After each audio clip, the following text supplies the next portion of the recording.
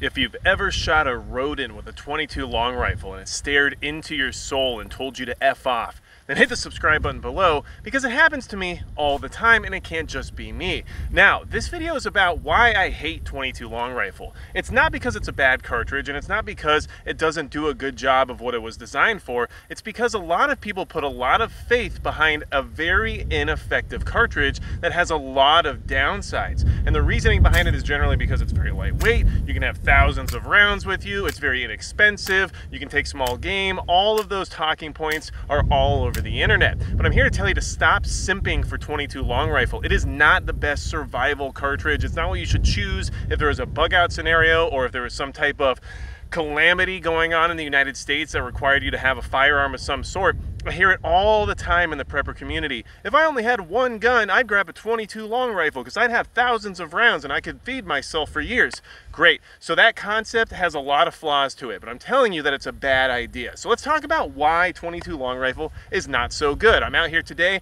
doing some pest control. I hate ground squirrels, and I'm sure you can feel me on that one. But one of the things I'll tell you is that if you've never shot a 3-pound squirrel on the ground from 50 yards out with a .22 long rifle, you'll be surprised about how many of them will get up and crawl away. It's not an instant kill or anything along those lines. It's a very ineffective cartridge, especially once you get out past range. And like I said, 50 yards is starting to push it, because at 100 things get really dicey. Okay, so first let's talk about some higher end .22 in order to compare it to anything else out there so that we can give it the benefit of the doubt. Right now I'm shooting what's basically just CCI standard .22 long rifle. It's lead round nose, and it's designed to function properly in semi-automatic platforms, which this Ruger 1022 definitely is. But I would say one of the gold standards out there is going to be Cci Mini Mags. They're very good rounds, they do the job, and they tend to be the most reliable, at least in my experience. So what that gives you is a 40 grain bullet traveling at 1,235 feet per second. That gives you 135 foot-pounds of energy.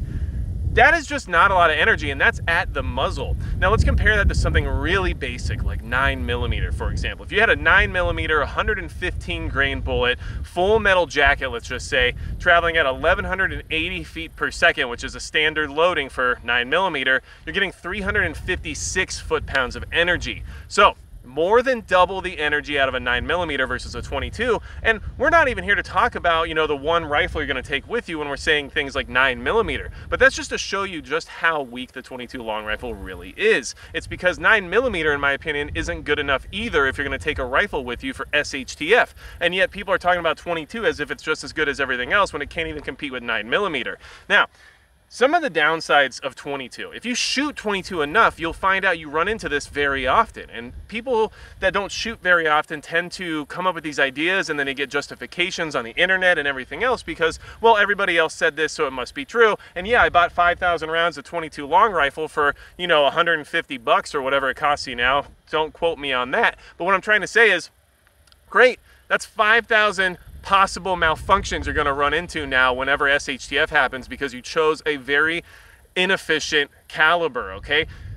.22 long rifle is extremely dirty. It's just dirty. It makes your gun dirty, which means it needs cleaning more often, which means in order to have any kind of reliability factor, you're going to have a lot of maintenance to deal with. And in an SHTF scenario, how much time are you going to have to just sit around cleaning your firearm in order to make sure it works properly? And how many different tools and how much supplies are you going to have with you in order to do that job on a regular basis? That's all something you need to consider. And the other thing to keep in mind is if you're not going semi-auto, you might avoid some of those issues. But if you're not going semi-auto and it's the only rifle you have, and you're not even thinking about the fact that there could be other threats out there that are two-legged that will have semi-auto rifles that are probably more powerful, well, then that's going to put you at an extreme disadvantage. So that's one thing, a very dirty cartridge that makes everything it touches extremely dirty, basically like Victoria's Secret. Now, unreliable is a huge one for .22 long rifle. Like I said, if you don't shoot it very much, you might not run into this very often. You might say my 1022 has been 100% reliable. It never fails me ever.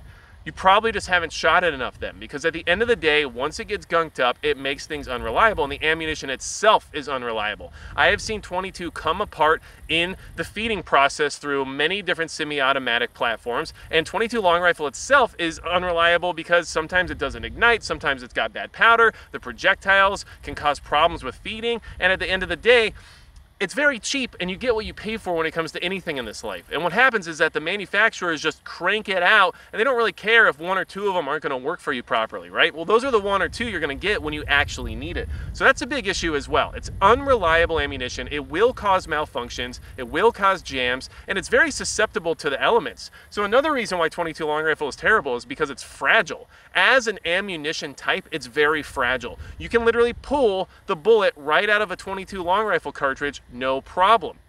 It's ridiculous how fragile it is. It's very susceptible to the elements. Water can get into it very easily, and it can easily corrode and fall apart and basically not be reliable any longer. So at the end of the day, just as ammunition in general, it can't really hold up. And when you compare 22 long rifle to something like a 5.56 or even a 308 cartridge, you can see why there's such little power, but you can also see the difference of why the other types of ammo are more resistant to things like the environment, because the way the bullets are seated and the way the crimp is done when it comes to the seating process and everything else, everything's sealed up nicely and can withstand a decent amount of what the elements can throw at it, versus 22 easily can get moisture inside of the cartridge, which is not where you want it to be. So it's just a very fragile round. If you have a bunch of it in a bag just shaking around all day, be ready for certain bullets to be popped out of the cartridge, be ready to have powder all over the bag. It just is fragile. I don't know what else to tell you, okay?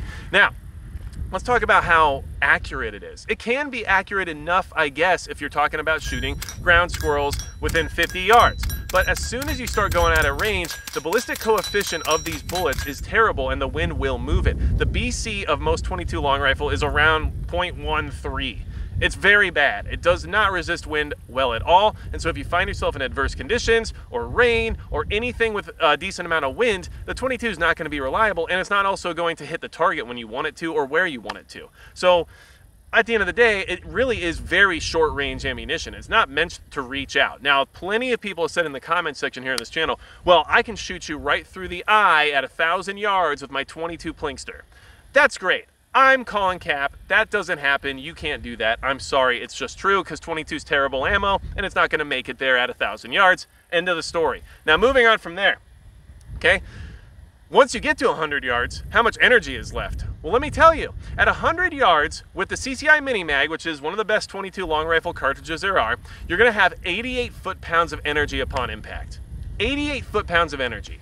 You know what that is? That's less than a human punch. The human punch usually generates between 100 and 120 foot-pounds of energy. So I can punch you harder than a 22 will hit you at 100 yards. But still, people simp for it all day long, saying it's the only cartridge I'll need. It's all I'll need in SHTF. And they also like to avoid the whole conversation about how, well, I'm just going to go to the woods and it will feed me for years because I'll have so much ammo and there's so much small game.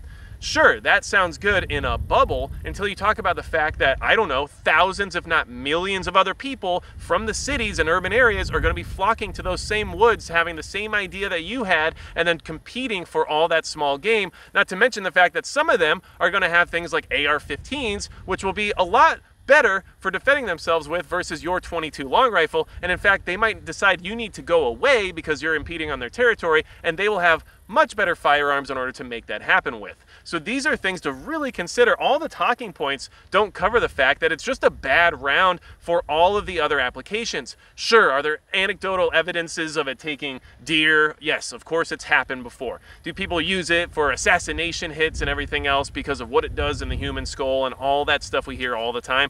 Sure, great. Have people been killed by 22 long rifle? Yes, they have. All of those things are there, but don't use those small data points and those stats as a reason for why it's a good enough cartridge to do everything you could possibly want from it. It's not worth the hassle, and in fact, you're risking your own life by choosing 22 long rifle. And if you think that the only thing you're going to do in SHTF is hunt rabbits all day long for the rest of your life, and that the 22 will do its job for you during that time period, well, I think you're very mistaken about how calamitous an SHTF event will be if it actually forces you to walk out the door, go into the woods, and literally do the survival man thing for the rest of your life. That's just not going to happen, okay? Now, another thing that 22 is very bad at, and this is something that you should consider, and it's something I always consider when it comes to ammunition choice and when it comes to the types of rifles that I keep on hand and everything else related to why I would want a rifle for SHTF. It does not do well with penetration or defeating cover, okay? Understand that most people, if they're being shot at, are going to hide behind something. That's going to be standard issue tactics. You're being shot at, find cover, and then engage. You don't just stand out in the open and shoot back and hope that you don't get hit. This is not the 1700s where we're fighting the redcoats anymore. We're using cover to our advantage, and we're going to try to minimize the amount of our body we put into someone else's sight picture. 22 is not going to defeat cover. It's not going to penetrate well. It's not going to defeat body armor. It's not going to defeat vehicles. It's not going to go through windshields. It's not going to defeat anything someone might be hiding behind besides cardboard or something like that. So always keep that in mind as well, because cover is going to come into play if you ever have to use your rifle for actual self-defense reasons. And 22 is terrible at defeating cover. It's just terrible at penetrating anything, really. And I even have a problem with it penetrating 3-pound rodents on a regular basis, which is why I wanted to make this video, because I have some acreage out here in the country where I have to shoot ground squirrels on a regular basis because they're tearing up my dang yard. And at the end of the day, I've had many of them take direct hits from 22 long rifle, look at me, wonder what happened, and then run back into their hole. Did they die later? Maybe. But is that good enough for me if that same 3-pound rodent was a 250-pound man that also had a rifle that I didn't want to be able to move anywhere afterward? You tell me, what's your thoughts on that? Leave it in the comments below, because look, I know that the prepper community loves the crap out of 22 long rifle. And I get it, I understand it. And I like 22, don't get me wrong, I use it a lot. It's very utilitarian, but it should not be my one rifle to rule the end of the world wasteland choice ever. It just shouldn't be. Stop simping for it. 5.56 is a great option. 308, you can do that too. Even if you want to get more obscure and go for things like 6.5 Grendel or maybe 300 Blackout or 6.5 Creedmoor, great. Real rifle cartridges can do the job. 7.62 x 39, it's been doing it for a long time, and it's a great round. Those are cartridges that can not only put food on the table, but also defend you from somebody else who has those cartridges, which I guarantee you will be part of the situation. So, all those things are why I wanted to mention 22 long rifle and it not being the best cartridge for all this. Please leave me some comments below about what you think on all this, but at the end of the day, we gotta stop. We gotta stop. Use real rifle cartridges for what they're meant for, and use 22 for what it's meant for. Shooting 3-pound rodents so that they can give you the finger after.